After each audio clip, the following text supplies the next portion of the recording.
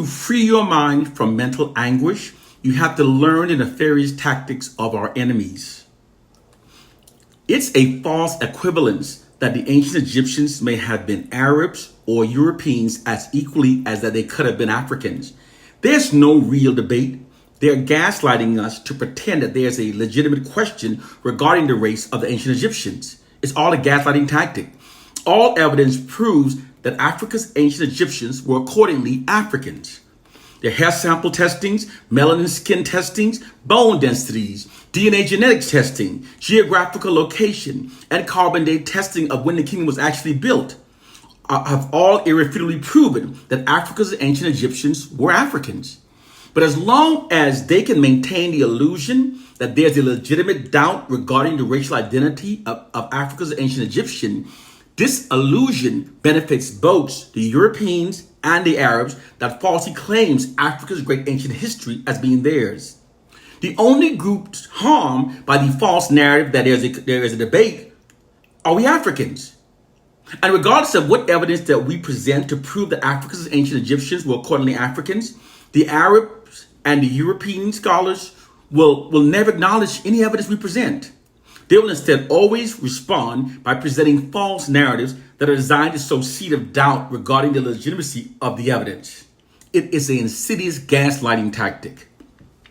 Gaslighting is a form of manipulation that seeks to sow the seeds of doubt into a targeted groups presenting the evidence. This practice is continued until a black person presenting the evidence becomes mentally fatigued and stops presenting it, having gained no grounds on the issue of the evidence. Many will even begin to question the validity of their evidence, thinking that if it's not being recognized by the Arab and European scholars, then perhaps it lacks merit. The minds of people are quite easy to manipulate if they're unaware of the tactic that's being deployed against them. And once minds have been confused, manipulation becomes simple. The mind will even ignore common sense. Rationality falls to the wayside, and they will even overlook hypocrisy and deception. The term gaslighting psychological abuse is usually associated with an individual abusive relationship, wherein which one person is being manipulated and mentally abused for the benefit of another person. However, that same gaslighting tactic is also deployed on a larger scale in other applications. When it's deployed on a larger scale, it's usually one group being manipulated and mentally abused for the benefit of another group. Within this scenario, information is always twisted, spun, and or selectively omitted to favor the interests of one group over another. Whenever Europeans and Arabs insist that Africa's ancient Egyptians were ridiculously Europeans or Arabs, ask them where's their proof. There's actually none.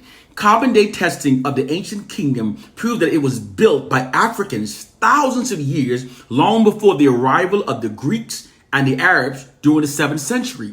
These are facts. All hard facts prove that the ancient Egyptians were in fact Africans. They deny it because they're gaslighting us by pretending that there's a legitimate debate concerning the racial identity of the ancient Egyptians. There's actually none. Everything that implies that they were not Africans are lies. If you doubt the ability of gaslighting tactic, I remind you about during Donald Trump's presidency.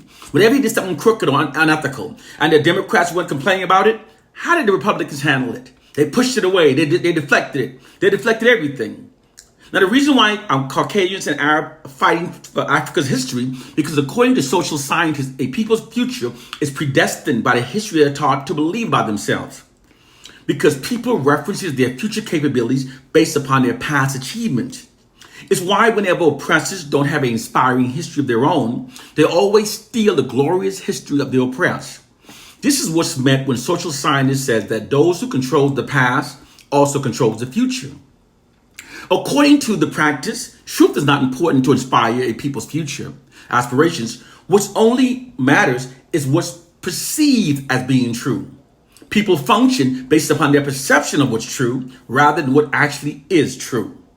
Therefore, the Caucasians and the Arabs both conceals all evidence proving that Africa's ancient Egyptians were the history of belongs to us, we Africans, and uses the great history to inspire the future aspiration of their racial group.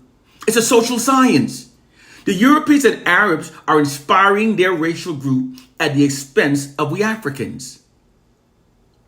In the book, The Art of War, it says you have to learn the tactics of your enemy, study your enemy, learn their tactics, and then develop counter strategies to overcome those tactics. That's why the goal here is to educate. Our plight has nothing to do with biblical fairy tale or silly slave syndrome. They are tactics, they are social sciences. They are sciences used for maintaining society, for steering society, for maintaining dominance. And all of these tactics are being used around us.